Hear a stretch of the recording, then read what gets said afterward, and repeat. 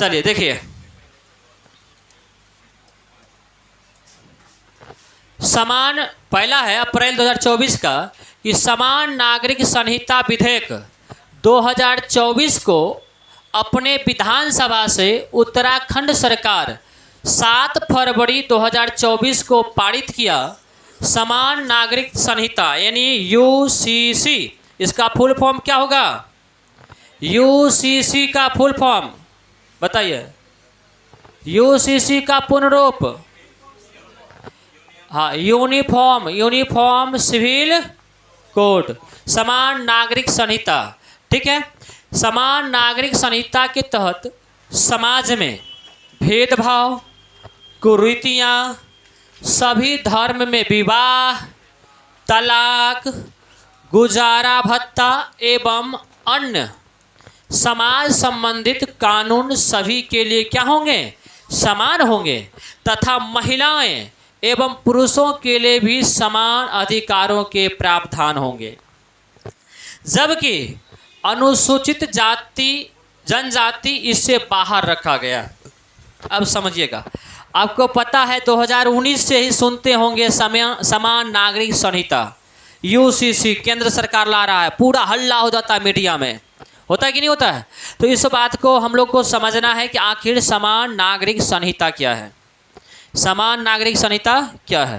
देखिए, समान नागरिक संहिता का वर्णन हमारे संविधान के अनुच्छेद कितना में है? अनुच्छेद 44 में है। समान नागरिक संहिता का वर्णन हमारे संविधान के अनुच्छेद 44 में है, जो नीति निर्देशक तत्व के अंतर्गत आता है। किसके अंतर्गत आता है? नीति निर्देशक तत्व के अंतर्गत आता है। इस बात को ध्यान में रखिएगा। तो समान नागरिक संहिता का वर्णन किस अनुच्छेद में किया गया है? 44 में। याद रखने में भी आसान होगा। यहाँ पर लिखा हुआ है समान, तो यहाँ पर भी क्या है? अंक है समान, अंक समान, और यहाँ भी समान। समान नागरिक संहिता, इसको लागू करने वाला पहला जो राज्य बना है फरवरी 2024 में लागू करके, वो उत्तराखंड सरकार बना है, उत्तराखंड राज्य बना है। ठीक है, अब होता क्या है, समान नागरिक संहिता जो है ये सभी लोगों को, सभी धर्म के, चाहे स्त्री हो या पुरुष हो, चाहे शिक्षित हो अशिक्षित हो, मजदूर हो या कोई भी व्यक्ति हो, हर व्यक्ति के लिए समान कानून बनाने का प्रावधान देता है कि सब के लिए कानून क्या होगा? समान होगा। ऐसे हमारे संविधान के अनुच्छेद 14 में भी समान कानून का प्रावधान है कि सभी के लिए कानून क्या होगा? समान होगा। लेकिन ये नीति निर्देशक तत्व में स्पेशल समाज का जो कानून होता है उसके बारे में बताया गया है। जैसे कि समाज का कानून क्या? विवाह का कानून हो गया। जैसे हमारे समाज में क्या विवाह का कोई कानून है कि नहीं है? है ना? उसी तरह से तलाक का कानून है, और जो भी सामाजिक बंधन होते हैं, गुजारा भत्ता हो गया, जो भी चीज़ है, ये सारे चीज़ों के लिए कानून अनुच्छेद 44 लागू करती है।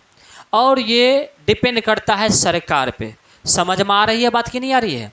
कि हमारे समाज में जो भी कुरीति है, चाहे वो भेदभाव को लेकर के, चाहे वो महिला पुरुष को लेकर के, चाहे विवाह को लेकर के, चाहे तलाक को लेकर के, चाहे गुजारा भत्ता को लेकर के, चाहे वेतन को लेकर के, जितने भी ये सारे असमानताएं हैं, इसी को दूर करने के लिए समान नागरिक संहिता का प्रावधान किया गया है। कोई डाउट इसमें? नहीं ना? अब देखिए क्या है, जैसे कि आप देखिएगा कि हिंदू धर्म में जब शादी होता है तो उस विवाह का अलग नियम कानून है। मुस्लिम में जब होता है तो उसका नियम कानून अलग है। आप देख रहे थे कि जब 3 तलाक को समाप्त किया गया, हिंदू धर्म में 3 तलाक नहीं होता है, मुस्लिम धर्म में 3 तलाक हुआ करता था। तो बताइए, दोनों के विवाह का कानून अलग अलग है कि नहीं है? तो अलग अलग धर्म में अलग अलग कानून है। अब समझिए कि एक ही देश है और एक ही देश में एक ही मुद्दा पे अलग अलग कानून। बताइए, अच्छी बात है क्या? नहीं है ना?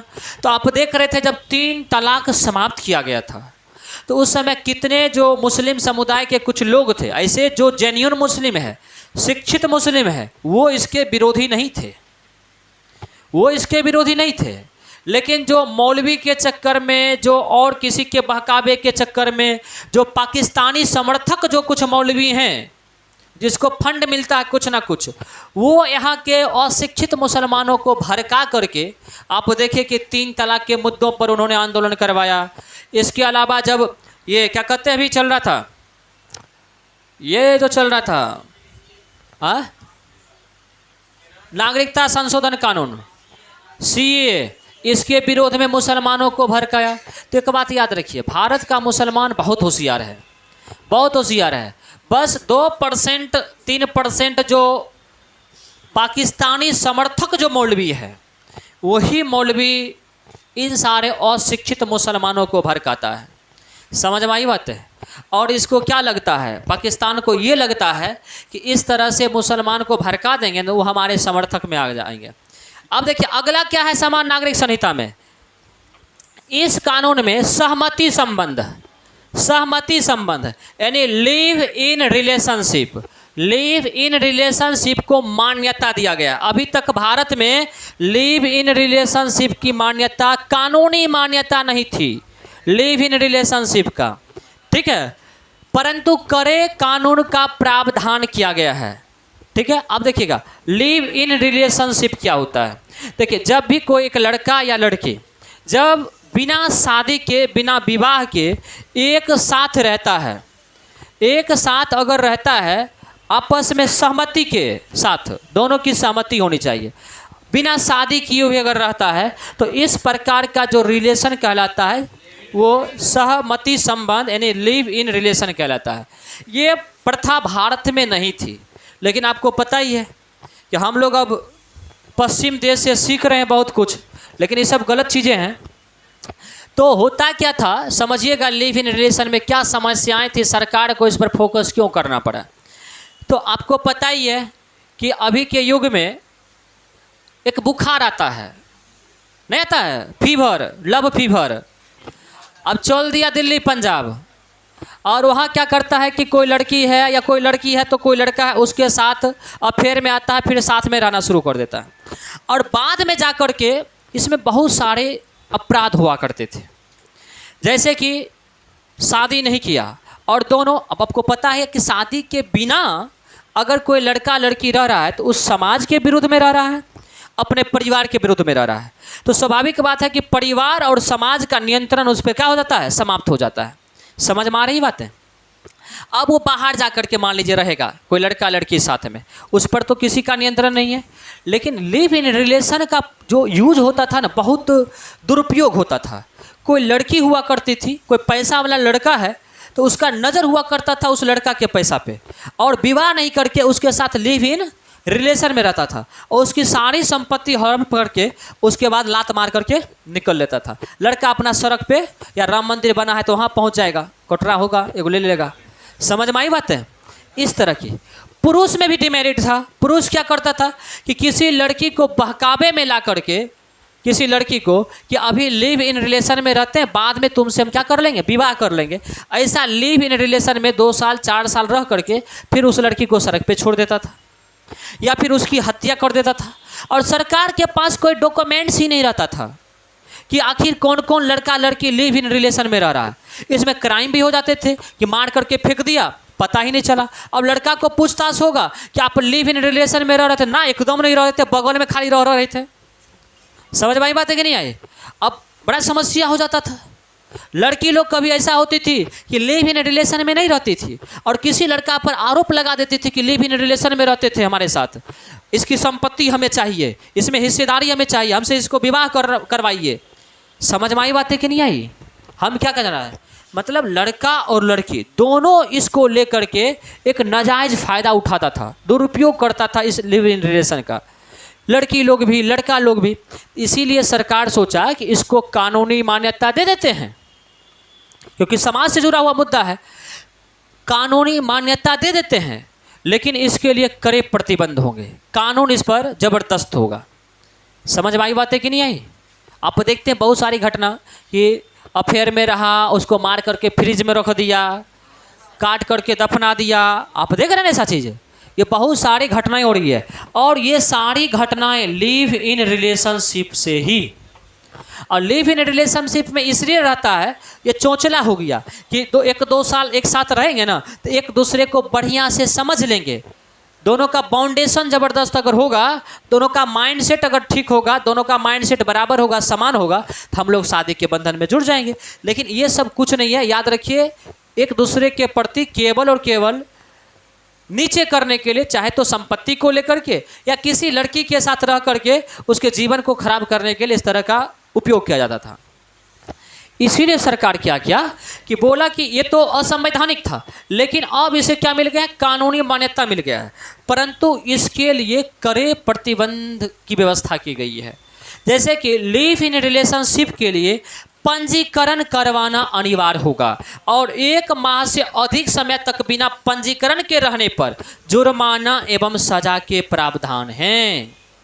कहने का मतलब, किसी भी लड़की या लड़का के साथ अगर आप लिव इन रिलेशन में रहना चाहते हैं तो आपको पहले पंजीकरण करवाना पड़ेगा, ताकि सरकार के पास बायोडाटा रहेगा कि कौन सी लड़की कौन सा लड़का किसके साथ लिव इन रिलेशन में है, ताकि उसके साथ कभी कोई घटनाएं होंगी, कुछ भी होंगी, तो पता चलेगा कि कितना दिन से रह रहा है, एग्जैक्टली कितना दिन से रह रहा है, रजिस्ट्रेशन कब हुआ, किसके साथ रह रहा है, किसका घर कहाँ है, क्या है, ये सारे बायोडाटा उस सरकार के पास रहेगी, ताकि क्राइम को रोका जा सके। बहुत बढ़िया कानून है। अगर कोई लड़का लड़की 1 महीना से अधिक समय तक बिना पंजीकरण का अगर लिव इन रिलेशन में रहेगा तो याद रखिए उसके ऊपर कानूनी कार्रवाई की जाएगी, उसको सजा भी होगा और जुर्माना भी होगा। समझ में आई बातें कि नहीं आई? ये सारे किस में व्यवस्था किया गया है? लिव इन रिलेशन वाले कानून जो समान नागरिक संहिता है उसमें प्रावधान किया गया। अब हमें लगता है आपको बातें समझ में आ गई होगी। कोई डाउट इसमें? रोहन, कोई दिक्कत नहीं ना? चलिए, बहुत बढ़िया। कानून पढ़ के रहिएगा, ठीक रहेगा। चलिए अगला। अब क्योंकि ये कानून उत्तराखंड सरकार बनाई है, तो उत्तराखंड सरकार इस कानून को बनाने के लिए, इस कानून की रूपरेखा के लिए राज्य सरकार सर्वोच्च न्यायालय के सेवानिवृत्त न्यायाधीश रंजना प्रसाद देसाई, रंजना पर कौन गप है, फुसुर कैल करती है, तब हमारा ध्यान हट गया। तो फुसुर नहीं करो, लक्षण नहीं छोड़ती है महिला वाला। यहाँ समान अधिकार लेगी, अधिकार चाहिए समान, लेकिन अपना लक्षण नहीं छोड़ेंगे। रंजना प्रकाश देसाई की अध्यक्षता में एक कमेटी का गठन की गई थी।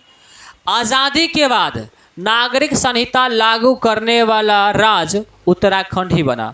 आज़ादी के बाद अगर कोई राज्य समान नागरिक संहिता को लागू किया है तो उत्तराखंड लागू किया है। याद रखिएगा, काफ़ी VVI हो गया उत्तराखंड, ये छप जाएगा। किस एग्जाम में छपेगा नहीं जानते हैं, लेकिन 2024 के किसी न किसी एग्जाम में छप जाएगा। इस बात को ध्यान में रखिए। नहीं यकीन हो तो साइड में लिख लीजिएगा PDF में कि छपेगा, ठीक है। आज़ादी के बाद, आज़ादी से पहले ऐसे एक राज्य ऐसा है जहां पहले से लागू है, वो है गोवा। गोवा में जिस समय पुर्तगाली था, आपको पता है गोवा पर किसका अधिकार था? पुर्तगालियों का था। तो पुर्तगाली के समय से ही गोवा में पहले से ही लागू है, लेकिन पूरे भारत में लागू नहीं है। लेकिन अब इसे पूरे भारत में लागू करने की बात की गई है और इस दिशा में पहला कदम उत्तराखंड बढ़ा चुका है। अब बात आई उत्तराखंड की, तो उत्तराखंड की राजधानी कहाँ है? उत्तराखंड की राजधानी देहरादून। उत्तराखंड के जो CM कौन है? पुष्कर सिंह धामी। कौन है? पुष्कर सिंह धामी। यहाँ पर विधानसभा सीट कितना है? 70। और बीजेपी कितना सीट जीती हुई है? 47। यहाँ पर आप देख रहे हैं, यही है धामी साहब।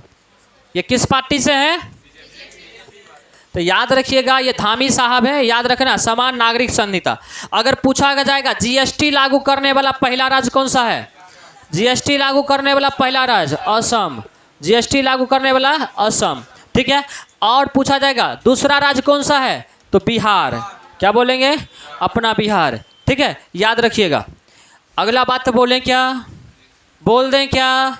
चलिए, रांची के महंगे भूमि के हेरा फेरी के मामले में गिरफ्तारी के वजह से झारखंड के नए मुख्यमंत्री श्री चंपई सोरेन हेमंत सोरेन के स्थान, एक मिनट,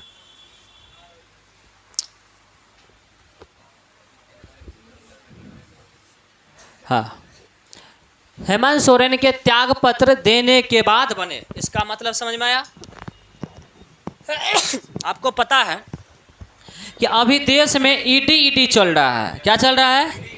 ईडी चल रहा है। ED CBI. तो ये ईडी क्या है? नहीं, ये ईडी क्या है? तो आपको पता है ईडी क्या है? ईडी क्या है? भ्रष्टाचारी को उठा करके सीधे जेल पहुंचा देना, और चाहे वो भ्रष्टाचार का आरोप प्रूव्ड हुआ हो या नहीं हुआ हो। लेकिन आप जो ही वर्तमान सरकार के खिलाफ बोलेंगे, सीधा आप कहाँ पहुंच जाएंगे? जगह पे पहुंच जाएंगे। चलिए, हाँ चलिए, क्या बोले? रोलेक्ट एक्ट, वर्नाक्यूलर प्रेस एक्ट। अभी बताएंगे ना कैसे समान है। देखिए सर्वोच्च, देखिए याद रखिएगा कि अभी रांची के कुछ समय पहले जो मुख्यमंत्री थे, कौन थे? हेमंत सोरेन। हेमंत सोरेन किस पार्टी से हैं? झारखंड मुक्ति मोर्चा पार्टी से हैं। ठीक है। अभी इन पर एक आरोप लगाया गया केंद्र सरकार के द्वारा कि ये जो है ना रांची में महंगा जमीन का ना हेरा फेरी किए हैं। माने किसी से खरीद लिए हैं, किसी को बेच दिए हैं, किसी से ले लिए हैं। तो इसी आरोप में झारखंड के मुख्यमंत्री हेमंत सोरेन को जेल में डाल दिया गया है ईडी के द्वारा। तो क्योंकि मुख्यमंत्री था, जेल चला गया, तो अब तो दूसरा वहाँ पर राष्ट्रपति शासन लग जाता। इसी वजह से वहाँ पर हेमंत सोरेन क्या कर दिया? त्याग पत्र दे करके अपने पार्टी का एक नेता चंपई सोरेन को मुख्यमंत्री बना दिया। समझ में आई बात है? अभी आप देख रहे हैं केजरीवाल भी जेल में है। चलिए, तो विधानसभा सीट पूछेगा रांची में कितना है? 81। राज्यपाल कौन है अभी? सीपी राधाकृष्णन। अब समझिए, आपको पता है ईडी चल रहा है। अगर आप सरकार के खिलाफ वाजिब भी बोलते हैं, सत्य भी बोलते हैं, तो आपको पता है क्या होता है कि ईडी और सीबीआई तुरंत पहुंच जाएगा। अगर आप सरकार के खिलाफ बोलते हैं यूट्यूब या फेसबुक पर, तो आपका व्यू घटा दिया जाएगा या आपका चैनल खत्म कर दिया जाएगा। मतलब बोलने की स्वतंत्रता सीधा क्या है? खत्म है। अगला देखिएगा, चुनावी बॉन्ड योजना। इससे देखिए एक भ्रष्टाचार खत्म करने का तरीका यहाँ है। यही है करंट अफेयर। और ये ऐसा नहीं है कि हम अपना मन से सब लिखते हैं। ठीक है, ये सब जो चीज़ है ना सब छपता है। बस यही है, ये चाटुकार मीडिया है, ये सब बात नहीं बताएगा आपको। समझ रहे हैं? जो गोदी मीडिया है ये सब बात नहीं बताएगा। और चुनावी बॉन्ड योजना क्या था? अभी जस्ट इस पर बहुत बड़ा डिबेट भी हुआ था, और आप देख रहे थे कि बड़े बड़े जो टीचर थे इस पर चर्चा किए थे। कुछ टीचर जो बीजेपी के समर्थक है पूरा खुल के नहीं बोले कि बात क्या है, डरे। कारण बड़ा टीचर है, उनको लोग सुनता है उसको। जो ही कुछ बोल दिया बीजेपी के खिलाफ, उसका चैनल खत्म, ईडी पहुंच जाएगा। कितना बच्चा है, घोटाला क्या किए, झूठ क्या बोले, सच क्या बोले। समझ रहे बात को? तुरंत पहुंच जाएगा। दृष्टि वाला पे देखे थे ना। चलिए, तो चुनावी बॉन्ड योजना मोदी सरकार के द्वारा, याद रखिएगा कि 2018 में चुनावी बॉन्ड योजना के तहत कोई भी नागरिक या कंपनी एसबीआई बैंक से 1000, 10,000, 1 लाख, 1 करोड़ का बॉन्ड खरीद करके उस पार्टी को चंदा दे सकता है। ये भ्रष्टाचार को खत्म करने के लिए योजना आया था। ठीक है, अगर आपको चंदा देना है ना किसी पार्टी को चुनाव लड़ने के लिए, तो आप एसबीआई में जाइए, एक बॉन्ड खरीद लीजिए, और वो बॉन्ड खरीदिएगा। जब बॉन्ड का मतलब समझिए कागज़। ठीक है, एक मान लीजिए 1 करोड़ का हम खरीदे, 1 करोड़ दे दिया, वो हमको एक पेपर दे दिया। ठीक है, अब वो पैसा आप जिसको दिए हैं, जिस पार्टी को, उसके खाता में वो चला जाएगा। समझ में आई बात है कि नहीं है? तो बड़ी बड़ी कंपनी जो है ना वो चुनावी चंदा देता है। क्यों? क्योंकि अगर देंगे ना बीजेपी को या कांग्रेस को, जो सरकार है वर्तमान में, उसको अगर चंदा देंगे तो सड़क जो बनेगा ना इसका टेंडर हमको मिल जाएगा। समझ में आई बात है कि नहीं आई? या कोई पुल बन रहा है ना, तो अगर इसको चंदा देंगे इस पार्टी को, तो ये पार्टी क्या करेगी, सरकार में है तो ये पुल बनाने का टेंडर हमको मिल जाएगा ताकि मलाई काट सके। समझ में आई बात है कि नहीं आई? ये सब बातें होती है। तो सरकार जब आई 2018 में, बीजेपी की सरकार एक कानून लाई। पहले क्या था समझिएगा, दोनों में अंतर क्या है। पहले यह था कि आप चंदा देना चाहते तो कोई बड़ी बात नहीं है, बहुत नेता गरीब भी होता है, तो बोला कि कोई दिक्कत नहीं है, आप चंदा दे सकते हैं। पहले जो कानून था, तो चंदा देने वाले का नाम बताया जाता था चुनाव आयोग को। ठीक है, कितना रुपया दिया वो बताया जाता था, किस पार्टी को दिया वो बताया जाता था, कहाँ से रुपया आया ये बताया जाता था। लेकिन 2018 में जब चुनावी बॉन्ड योजना आया भ्रष्टाचार को ख़त्म करने के लिए, तो इसमें लिखा गया कि जो पिछले लोकसभा या विधानसभा चुनाव में 1% मत प्राप्त किया है उसको चुनावी चंदा मिलेगा। मतलब कम से कम 1% वोट अगर पिछला चुनाव में आया है तभी आप किसी पार्टी को चंदा दे सकते हैं। दूसरा बात, ऐसे दानकर्ता का नाम गोपनीय रखा जाता था तथा बॉन्ड पर भी भुगतानकर्ता का नाम नहीं होता है। इसने चुनावी चंदों के पारदर्शिता के लिए बीजेपी लाई थी। समझ में आई बातें कि अब 2018 में जब कानून आया तो कौन कंपनी चंदा दी वो भी नहीं बताया जाएगा। आप पैसा जमा करते तो नाम लिखते ना किसके, कौन जमा कर रहा है, दस्तखत करते हैं ना, आपको उसको करने की ज़रूरत नहीं है। मतलब आपका नाम गौण रखा जाएगा, कितना रुपया दिए हैं वो भी नहीं बताया जाएगा, किस पार्टी को दिए है ये भी नहीं बताया जाएगा। और बीजेपी बोली कि इससे भ्रष्टाचार क्या होगा, खत्म होगा। समझ में आई बात है, इसीलिए 2018 में कानून लाया गया था। तो आपको क्या लगता है भ्रष्टाचार खत्म होगा कि नहीं होगा इस कानून से? भ्रष्टाचार क्या हो जाएगा, खत्म हो जाएगा। चुनावी चंदा में नाम नहीं बताया जाएगा। तब सुप्रीम कोर्ट का जज बोला है बकलोल कहीं का, तुम भ्रष्टाचार खत्म कर रहा है। देखिए यही है चीफ जस्टिस मुख्य न्यायाधीश DY चंद्रचूड़। ये क्या बताए, देखिए 15 फरवरी 2024 को ये अपना फैसला दिए हैं। DY चंद्रचूड़ की अध्यक्षता वाले बेंच ने मतदाता के सूचना का अधिकार, मतलब हर मतदाता को अधिकार है कि आपका प्रतिनिधि जो चुनाव में खड़ा हो रहा है उसके पास कितनी संपत्ति है ये जानने का हर मतदाता को अधिकार है। इसीलिए करके देखिएगा कि जब भी चुनाव में नेता खड़ा होता है तो सबसे पहले उसका चल और अचल संपत्ति कितना है ये दिखाया जाता है। क्यों? ये मतदाता के सूचना का अधिकार है। मतदाता को पता होना चाहिए कि हमारा जो नेता है उसके पास कितनी संपत्ति है, ताकि 5 साल के बाद पता चलेगा कि कितना कमा करके जमा कर दिया है, तब ना पता चलेगा। अभी रहेगा उसके खाता में 1 करोड़ और 5 साल के बाद हो जाएगा 20 करोड़, मतलब 19 करोड़ कहाँ से आया?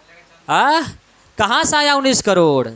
समझ में आई बात है? चलिए, तो इसीलिए जो DY चंद्रचूड़ बोले कि ये जो है ना मतदाता के सूचना का अधिकार, भाषण एवं अभिव्यक्ति की स्वतंत्रता के अनुच्छेद 19 का 1 का ए, जनप्रति अधिनियम 1951 की धारा 29 का C का ए, कंपनी अधिनियम धारा 82 का 3 एवं 13 का 1 का B का उल्लंघन बताते हुए, देखिए कितने संविधान को तोड़ा है ये कानून जो था चुनावी बॉन्ड, कितने संविधान को तोड़ा है।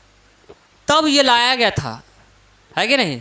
और तब जाकर के लाने वाली पार्टी देशभक्त होती है। समझ में आई बातें?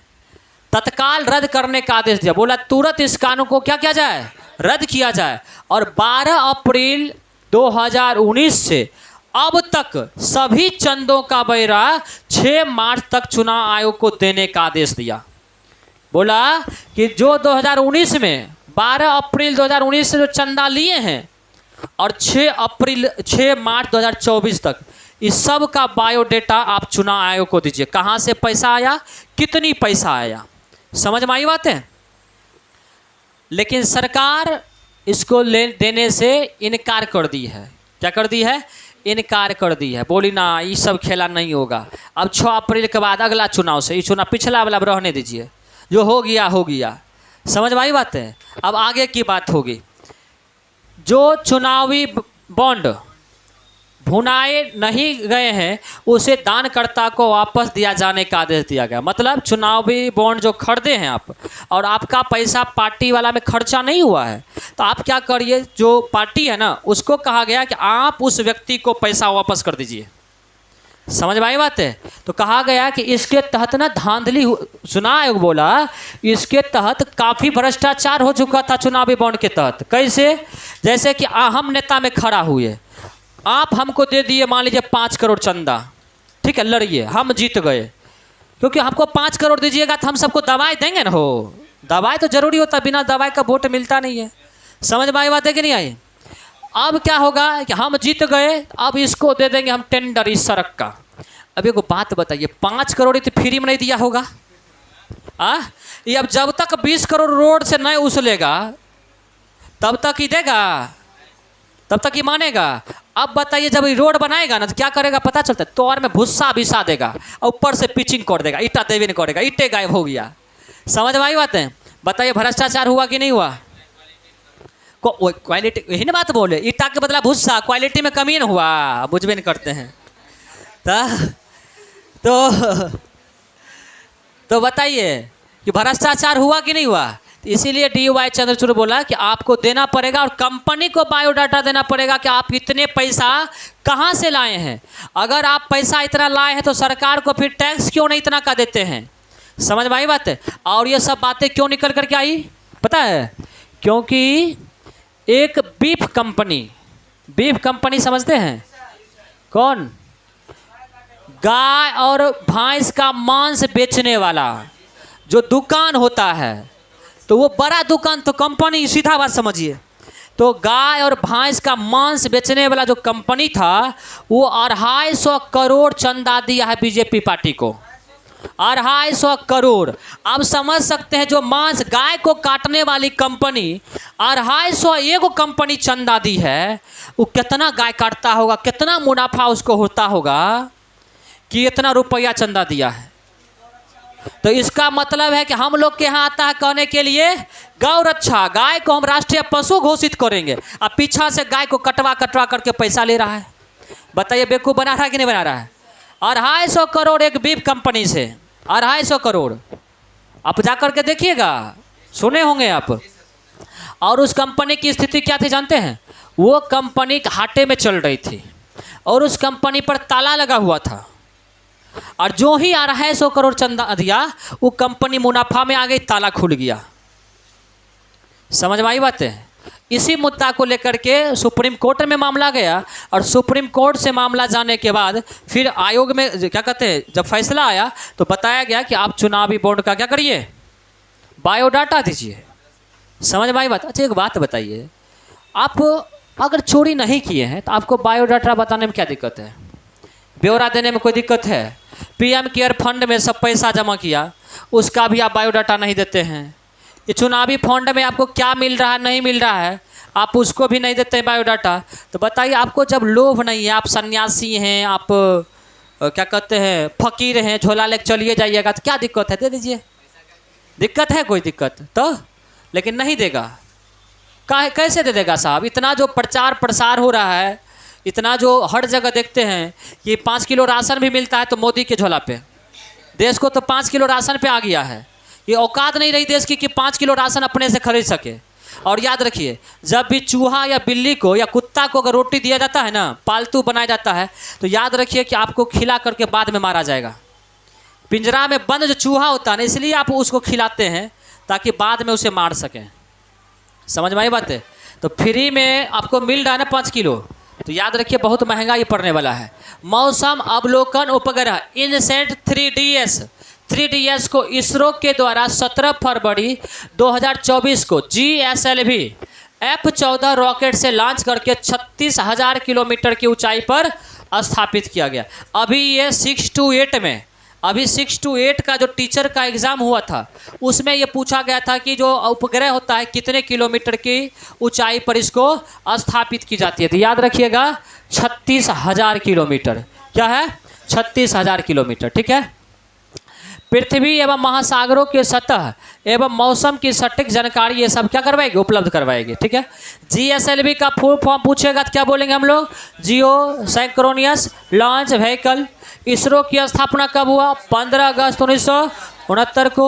और इसके अध्यक्ष कौन है? एस सोमनाथन, है ना, सोमनाथन। और इन्होंने अपनी एक आत्मकथा अभी हाल में लिखा है, VVI पुस्तक, आपको पहले भी बताए हैं, नीलाबू कुदिचा श्यामंगल। इसका अर्थ क्या होता है? शेर जिसने चांदी पी ली हो, शेर जिसने चांदी पी ली हो, शेर जिसने चांदी पी ली हो। ठीक है। इसरो का अगला मिशन नासा के साथ निसार है। कौन सा है? निसार है। पंखा बंद कर दीजिए नहीं तो बंद हो जाएगा। निसार है। ठीक। अच्छा लाइट आया है, चलिए ठीक है। निसार है, याद रखिएगा। इसरो की स्थापना कब हुआ? 15 अगस्त। इसरो का अध्यक्ष कौन सा मिसाइल लॉन्च किया? अभी उपग्रह, कौन सा उपग्रह लॉन्च किया है? अभी बताए थे ना, G-SAT था ना, G-SAT 3DS, यही था ना। चलिए बहुत बढ़िया। अब नासा के साथ मिलकर के कौन सा लॉन्च करेगा मिशन? निसार। नासा कहाँ का अंतरिक्ष के एजेंसी है बताइए? USA का। कहाँ का है? USA का। याद रखिएगा, 5 वर्ष से अंतरिक्ष में कचरे के रूप में निष्क्रिय पड़े उपग्रह कार्टोसैट 2 को हिंद महासागर में इसरो गिराने में सफल रहा। यह उपग्रह 2007 में भेजा गया था। अब समझिएगा, जैसे कि हम उपग्रह को भेजते हैं अंतरिक्ष में, तो उसका एक मतलब जीवन काल होता है। जैसे कि भेज दिए ना, तो वो जीवन काल होता है कि 2 बरस, 4 बरस, 5 बरस चक्कर मारेगा और वहाँ का प्रतिबिंब फोटो हम लोग को देगा, हम अध्ययन करते रहेंगे। लेकिन एक समय के बाद उसका तो आयु खत्म हो जाती है। लेकिन क्या होता है कि गुरुत्वाकर्षण बल के कारण हमेशा उन खत्म होने के बाद भी क्या करता है? घूमते ही रहता है। समझ में आई बात? अब एगो पहले से घूम रहा है, ऐसा कितना घूमता होगा, क्योंकि हम लोग कितना छोड़ते रहते हैं ना उपग्रह। अब मान लीजिए बहुत सारा घूम रहा है, अब नया वाला हम भेजे हैं उपग्रह को, इसी में आके टकरा गया, बताइए नया का क्या हो जाएगा? ध्वस्त हो जाएगा, टूट जाएगा, काम करेगा, पैसा बर्बाद होगा कि नहीं होगा? तो ये जो जिसका काम खत्म हो गया अब फिर भी चक्कर मार रहा है, तो इसको बोलते हैं हम लोग अंतरिक्ष कचरा। क्या बोलते हैं इसको? अंतरिक्ष कचरा। तो अंतरिक्ष कचरा को आप साफ करने की बात हो रही है कि जो फालतू में चक्कर मार रहा है, जिसका काम खत्म हो गया, उसको क्या करना है? नीचे लाना। पहले ये टेक्नोलॉजी नहीं था अपना पास, अब क्या कर रहे हैं? इसको नीचे ला रहे हैं। समझ जाइए इसरो कितना काम कर रहा है। समझ में आई बात है? कोई डाउट इसमें नहीं ना? चलिए, देश के 5 अन्य आर्द्र भूमि क्षेत्र रामसर स्थल में शामिल किया गया है। देखिए रामसर स्थल क्या होता है समझिएगा, जो पुराने बच्चे हों उनको पता होगा, नए बच्चे समझिएगा रामसर स्थल क्या है। देखिए हमारे देश में बहुत सारे जगह ऐसे हैं जो ऐतिहासिक रूप से और विरासत रूप से बहुत महत्वपूर्ण है, जहाँ पर्यटक स्थल हो सकता है, जहाँ का विकास हो सकता है, वहाँ का विकास करके राजस्व बढ़ा सकते हैं, वहाँ पर विकास की गति को, उस क्षेत्र को बढ़ा सकते हैं। लेकिन हमारी सरकार, हमारे देश के जो भी नेतागण हैं, वो अपना विकास में लगे रहते हैं, तो वो उस क्षेत्रों का इग्नोर करते जाते हैं और धीरे धीरे ऐसा होता है कि वो क्षेत्र ही समाप्त हो जाता है लगभग। तो समझिएगा बात कि ऐसे क्षेत्रों को एक संस्था बनी कि ऐसे क्षेत्र को चिन्हित करके इसका विकास करेंगे, ऐसे क्षेत्रों को चिन्हित करके इसका विकास करेंगे और पर्यटक स्थल बनाएंगे। तो इस संस्था का, जो संस्था उस जगह को चिन्हित करके विकास का काम करेगा, तो इस संस्था का पहला बैठक जो हुआ था ईरान के रामसर में। कहाँ हुआ था? ईरान का एक जगह है जिसका नाम है रामसर, ठीक है। और इसमें वैसे स्थल को शामिल किया गया जो आर्द्र भूमि क्षेत्र है। आर्द्र भूमि मतलब समझते हैं? जो जलीय क्षेत्र है, जहाँ जल की उपलब्धता होती है, क्योंकि आपको पता है कि जहाँ पर जल होगा वहाँ पर ही वातावरण, पर्यावरण, पारिस्थितिकी, वहाँ पर जीव जंतु अधिक होंगे। तो वैसे क्षेत्रों को विकास किया जाएगा तभी ना, मान लीजिए कि जो विकास हो पाएगा। जैसे कि जयमंगलागढ़, लोग जयमंगलागढ़ क्यों जाता है? वहाँ पर मंदिर है, वहाँ पर प्रकृति से जुड़ा हुआ झील है, वहाँ पर पक्षी आते हैं, वहाँ पर बंदर रहता है कि नहीं? तो ये सारे प्रकृति से जुड़ा हुआ चीज़ें होता है। तो इसीलिए करके जो जलीय क्षेत्र होता है उसको चिन्हित करके, जलीय क्षेत्र को चिन्हित करके तब जा कर के उसको विकास का काम, विकास करने की कोशिश किया गया। तो ऐसे ही क्षेत्र को बोलते हैं, जिसको चिन्हित किया जाता है उसको बोलते हैं आर्द्र भूमि रामसर स्थल, ठीक है। तो अभी तक भारत का टोटल जो क्षेत्र है 80 गो क्षेत्र रामसर स्थल बन चुका है। कितना बन चुका है? 80 गो, ठीक है। अच्छा, इसकी बैठक, जो रामसर स्थल की बैठक हुई थी 1971 में हुई थी। कब हुई थी? 71 में। और भारत जो हस्ताक्षर किया था, भारत कब पूछेगा उसमें जुड़ा था, पूछा गया सवाल है ये 1982 में। 1982 में भारत जुड़ा था इससे, इस बात को याद रखिएगा। और इसकी पहली बैठक कब हुई थी? 1971 में। कहाँ हुआ था? ईरान के रामसर में। तो अभी 5 जो है क्षेत्र इसको जोड़ा गया है। तो जो ताज़ा ताजी जोड़ा जाता है ना, उसके बारे में पूछा जाता है कि यह स्थल क्षेत्र किस राज्य में है। समझ में आई बात है? या किसे अभी हाल ही में जोड़ा गया है? तो याद रखिएगा, कराई बेट्टी पक्षी अभ्यारण्य ये तमिलनाडु में है, इसको जोड़ा गया है। लॉन्गवुड सोलर रिजर्व 1 ये भी तमिलनाडु में है, ये जोड़ा गया है। तो याद रखिए कराईवेट्टी और लॉन्गवुड ये दोनों जो जोड़ा गया कहाँ पर है, ये तमिलनाडु में है। उसके बाद है अगला, हाँ अंक समुद्री पक्षी अभयारण्य कहाँ पर है, कर्नाटक में है, ये कर्नाटक में है। उसके बाद कर्नाटक का 3 गो है, एक आपका अंग हो गया, उसके बाद अदनासिनी एसूरी ये भी कर्नाटक में है, और मगधी केरे संरक्षण ये कहाँ है, कर्नाटक में है। तो याद रखिएगा कई बार पूछेगा कि बताइएगा अदनासिनी एसूरी कहाँ है, तो कर्नाटक में। कई बार पूछेगा निम्नलिखित में से किसे अभी हाल ही में रामसर स्थल घोषित किया गया था। इस 5 में कोई भी रहेगा तो आपको आंसर कर देना है। भारत में पूछेगा कुल रामसर स्थल की संख्या 80। रामसर समझौता पूछेगा कब हुआ, 2 फरवरी 1971 को कहाँ हुआ था, ईरान में। इसी लेकर के अगर पूछा जाएगा कि आर्द्र भूमि दिवस कब मनाया जाता है, तो क्योंकि इसका पहली बैठक 2 फरवरी को हुआ था, इसी लेकर के आर्द्र भूमि दिवस 2 फरवरी को बनाया जाता है। कोई दिक्कत नहीं ना। चलिए भारत 1982 में इसका सदस्य बना। और बिहार का पूछल जाएगा कि एकमात्र रामसर स्थल पूरे बिहार में केवल और केवल एक, वो है कांवड़ ताल झील। कौन सा है, कांवड़ ताल झील। समझ में आई बात है, जिसको हम लोग कांवड़ झील बोलते हैं, ठीक है। कहीं पर आपको कुंवर झील मिलेगा लिखा हुआ, कहीं पर मिलेगा कांवड़ झील, ठीक है। और पूछा जाएगा कांवड़ झील किस प्रकार के झील का उदाहरण है, क्या बोलेंगे, गोखुर झील। क्या बोलेंगे, गोखुर झील का उदाहरण कौन है, कांवड़ झील। कांवड़ झील किस झील का उदाहरण है, गोखुर झील का। चलिए अगला सवाल, काफी वीवीआई सवाल, छपने वाला सवाल, एकदम वीवीआई है, छप जावेगा साहब, ठीक है, याद रखिएगा। अभी देखिए बोलते हैं ना आपको हंसी आता है, और जिस दिन एग्जाम होगा छप जाएगा उस दिन हम हंसेंगे, ठीक है, और आप रोइएगा। क्या बोले, देखिए अभी, और उस समय भी हम ही हंसेंगे। इसलिए करके जब शुरू में बोलते हैं ना, क्या राजेश सही बात है गलत बात, जब अभी बोलते हैं तो नया जो बच्चा था ना उसको लगता है मास्टर बाग पहले कैसे पता चलता है ये छपेगा, झूठे बोलता, कुछ वो बोल देता है कि नहीं, कुछ वो बोल देता है। और जब छप जाता है ना तब कहता कि तनिक याद कर लेते ठीक रहता, सर जी तो बोले थे, अपने भरोसा नहीं किए थे। हम लोग का लक्षण होता है जिस पर भरोसा करना चाहिए ओकरा पे नहीं करता है, और जगरा पर नहीं करना चाहिए लोग झायल मुड़ी पर ज़्यादा भरोसा करता है। समझ में आई बात है। चलिए, तो गगनयान की उड़ान के लिए भारत के 4 वायुयान सेना पायलट, प्रशांत बालकृष्णन, नाम याद रखिएगा, प्रशांत बालकृष्णन नायर, कैप्टन अंगद प्रताप, अजीत कृष्णन एवं कमांडर शुभांशु शुक्ला को चुना गया। मतलब आपको पता है कि अभी इसरो जो है ना गगनयान लॉन्च करने वाला है, सबको पता होगा गगनयान लॉन्च करने वाला इसरो। तो इसके लिए अंतरिक्ष में हम लोग मानव को भेजेंगे। अभी तक मानव को हम लोग नहीं भेज पाए एक ऑथेंटिक तरीका से अपने खुद के द्वारा, तो अभी 4 व्यक्ति को भेजा जाना। देखते हैं राकेश शर्मा जब अंतरिक्ष गया कितना जीके बनता है, उसी तरह से पहली बार कोई भारतीय मानव भारत से जाएगा तो जीके बनेगा कि नहीं बनेगा, ये सब दिन छपेगा, अभी क्या सब दिन। तो याद रखिएगा 4 व्यक्ति को जोड़ा गया। यह भारत का पहला मानव युक्त अंतरिक्ष यान होगा।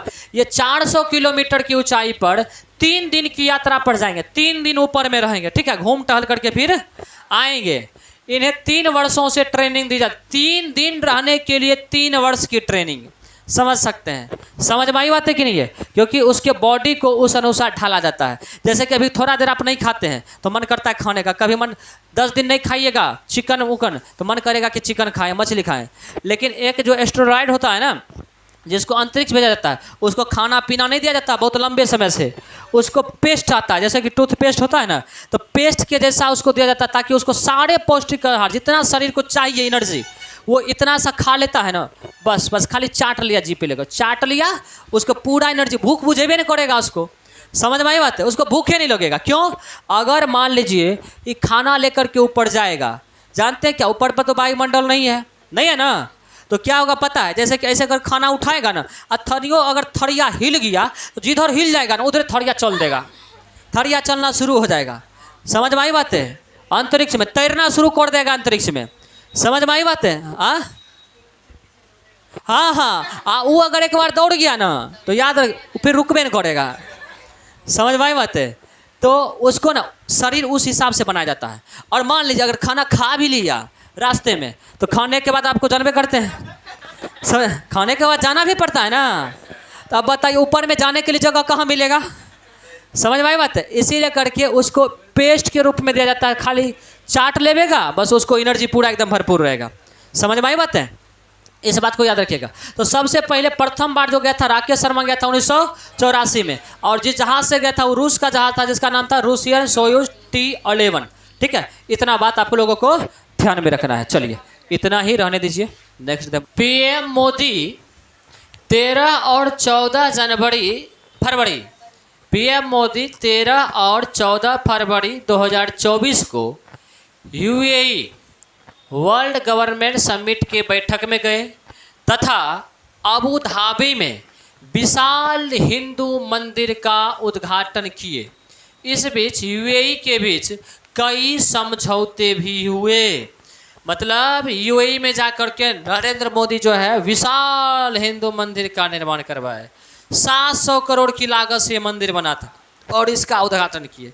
पहले जो मुसलमान आक्रमणकारी हुआ करता था वो भारत आता था, कुतुब मीनार बना दिया, ताजमहल बना दिया, कुछ बना दिया। अब हम लोग अपने धर्म के प्रचार के लिए दूसरे मुस्लिम देश जाकर के, मुस्लिम देश में जाकर के बना देना हिंदू मंदिर, या तनी को बात थोड़ी है। समझ में आई बात की नहीं है? लेकिन हम साहब से बस यही कहेंगे, मंदिर तो बना दिए हैं, घूमने के लिए जाने के लिए कम से कम एक नौकरियाँ दे देते, तो जाकर के 5 किलो प्रसाद जो है सो चढ़ाते, 5 किलो लड्डू। अब 5 किलो लड्डू के लिए कम से कम यूएई में जाएंगे चढ़ाने के लिए, तो नौकरी रहेगा तभी ना हो पाएगा। ये तो छोला भटूरा बेच करके तो नहीं ना हो पाएगा। तो इसीलिए करके रोजगार भी जरूरी है। चलिए भारतीय रुपे कार्ड समझौता क्या क्या हुआ? भारतीय रुपे कार्ड एवं यूपीआई को स्वीकार किया गया। मतलब अब यूपीआई कार्ड जो है ना यूएई में चलेगा, रुपे कार्ड जो है यूएई में चलेगा, और यूएई वाला जो डिजिटल प्लेटफॉर्म है जैसे कि अपना यूपीआई है उसी तरह का वहाँ भी चलता होगा। तो वहाँ जो चलता है ना यूएई के डिजिटल प्लेटफॉर्म को कहा गया जयवान और आनी, जयवान और आनी कहा गया। इसे भारत स्वीकार किया। मतलब यूएई में अब रुपे कार्ड और यूपीआई चलेगा और भारत में जयवान और क्या चलेगा? आनी चलेगा। जयवान और आनी चलेगा, है कि नहीं? आना आनी नाना नानी काना कानी सब चलेगा। चलिए द्विपक्षीय निवेश पर समझौता, द्विपक्षीय निवेश पर समझौता हुआ। अबू धाबी में 27 एकड़ की जमीन पर 700 करोड़ में यह मंदिर नागर शैली में बनकर के तैयार हुआ। तो पूछा जाएगा अभी हाल ही में विशाल हिंदू मंदिर का उद्घाटन नरेंद्र मोदी के द्वारा कहाँ किया गया? यूएई में। किस शैली में बना हुआ है? नागर शैली में। कितना रुपया लगा है? 700 करोड़। कितना एकड़ में बना है? 27 एकड़ में। रुपे कार्ड अभी हाल ही में कहाँ लॉन्च हुआ है? यूएई में। और यूपीआई कार्ड कहाँ? यूएई में। भारत में यूएई का कौन सा प्लेटफॉर्म लॉन्च हुआ है?